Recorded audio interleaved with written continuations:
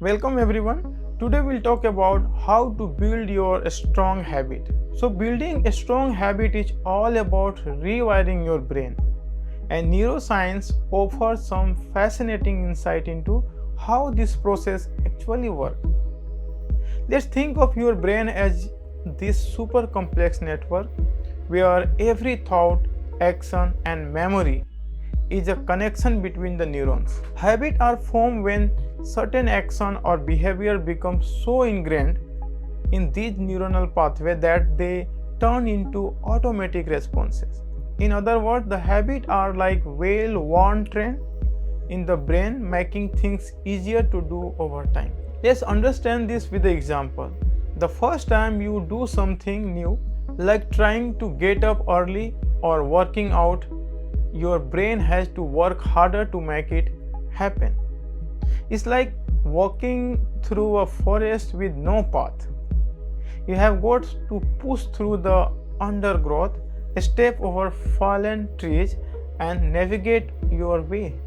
But each time you do it again, the path becomes a little clearer and little easier to walk. Over time, it becomes second nature. But how does that process work exactly? Well, it starts with something called basal ganglia, a small region of our brain responsible for habit and routines.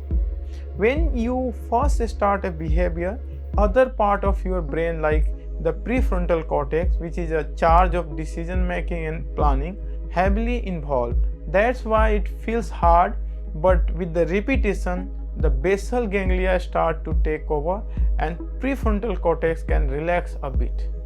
The more you repeat a behavior, the more your brain outsources the task to basal ganglia. And that's how habit become automatic. So think of it like this. Your brain loves efficiency. It's like a computer trying to optimize its resources.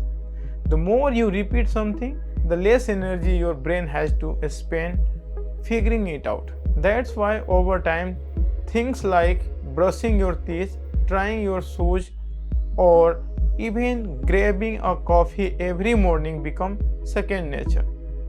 The neural pathway for those actions have become so strong, well traveled that they don't require much conscious thought. Now let's talk about how to actually build a strong habit using this knowledge. One of the most important things is consistency. In the early stage of habit formation, you want to engage your brain as much as possible. This is the phase where the prefrontal cortex is doing most of the work, and it needs frequent exposure to the behavior in order to hand it off to the basal ganglia.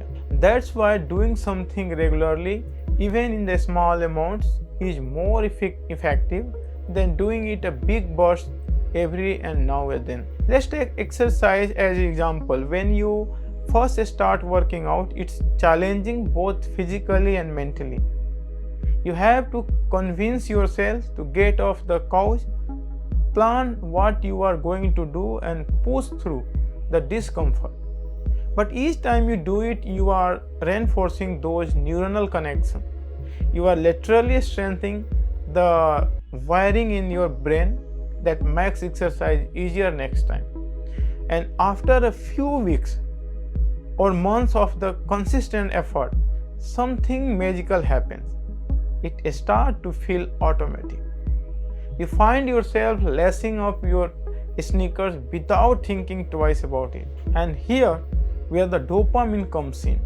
It's that the feel-good chemical that play a huge role in habit formation. Every time you do something rewarding, your brain gets a little hit of dopamine. This is where the brain way of saying, hey, that's feel good, let's do it again. So when you are trying to build a new habit, it helps to tie it something that release dopamine. And that's why celebrating a small wins is so important. Maybe you treat yourself to a smoothie after a workout, or giving yourself a pat on the back for sticking to your new routine.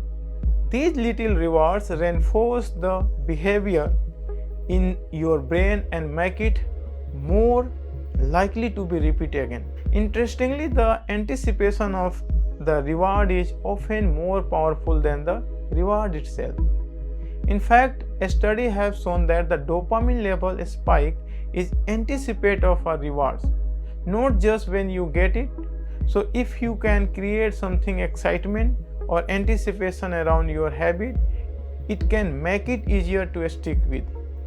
For example, you are trying to read more, you could look forward to a specific time of day when you get to call up with a book and relax. That anticipation can help boost your motivation. Of course, building habit is not just about rewards, it's also about the cue routing reward loop. This is a key concept in neuroscience and the habit formation. Every habit starts with a cue, which trigger a routing and end with the rewards. For example, let's say you want to build a habit of drinking more water. The cue could be feeling thirsty, the routing is drinking a glass of water, and the reward is feeling refreshed and hydrated. Over time, the more you repeat this loop, the more ingrained the habit becomes. One of the best ways to build a strong habit is to focus on cue and make it as obvious as possible. Your brain is constantly scanning your environment for cue to trigger behavior. So if you want to make a new habit stick, you need to set yourself up for success. You don't have to rely solely on willpower to build a habit. In fact, the willpower is a finite resource. And if you are constantly battling with yourself to stick to your new routine, you are going to burn out. That's where environmental design comes in.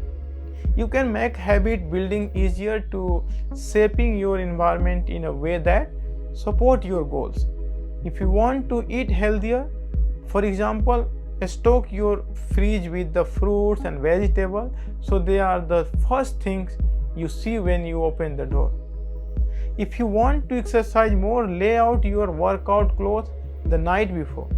These small changes can remove friction and make it easier for you to follow through with your habits. Another powerful tool is habit stacking. This technique involves linking a new habit to an existing one. Since your brain already have a well-established neural pathway for the old habit, you can piggyback on that to create a new one. For example, if you already brush your teeth every morning, you could use that as a cue to meditate for 5 minutes afterward. Or if you have a coffee every afternoon, you could use that time to write in a journal for a few minutes. By attaching your new habit to something you are already doing, you make it easier for your brain to form the connection. One common challenge is building habit is dealing with setbacks. You have all been there. You are doing great with your new routine and then life happens. Maybe you get sick or work get busy and suddenly you have fallen off track. The key here is self-compassion. Neuroscience shows that the beating yourself up over a missed day or a setback actually makes it harder to get back on track. When you are stressed or feeling guilty, your brain is less receptive to learning and change. Instead, it's better to approach setback with the curiosity and kindness. Ask yourself what happened, why you got off track, and how you can adjust. And this way you are more likely to bounce back and continue building your habit. Interestingly, some research suggests that the process of making mistake or slipping up can actually strengthen your commitment to habit in the long run. It's called fresh start effect. When you experience a setback and then you recommit to your habit, you create a psychological sense of renewal. It's like giving yourself a clean state, which can be incredibly motivating. Lastly, let's not forget about the identity. One of the most powerful ways to build a strong habit is tie them to your sense of self. Instead of focusing slowly on the action you are taking, think about the kinds of person you want to become. When you identify as someone who prioritizes health, learning, or productivity, it changes the way you approach your habits. You are no longer just someone who goes on the gym, you are someone who values fitness. You are not just someone who read more, you are a lifelong learner. This shift in identity makes your habits feel more meaningful and sustainable. In the end, building a strong habit is all about working with your brain, not against it. By understanding the neuroscience behind how habits are formed, you can set yourself up for the success. It's about the consistency, reward, cues, environment, and self-compassion. And the most importantly, it's about becoming the person you want to be. Once you start viewing your habit as part of your identity, you will find that much easier to stick with in the long run. So thank you for the watching and see you in the next video.